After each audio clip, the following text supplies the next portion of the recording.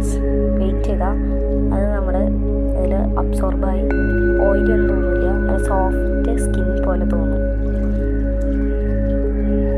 ഇത് നിങ്ങൾക്ക് must try ആണെന്ന് ഞാൻ പറയും. നല്ല ഷൈനി, ലൈക്ക് ഒരു ഗ്ലാസ് പോലെയാണ് നമുക്ക് തോന്നാം,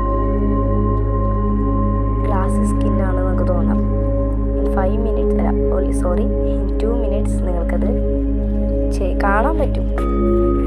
ദാറ്റ്സ് ഓൾ. Thank you.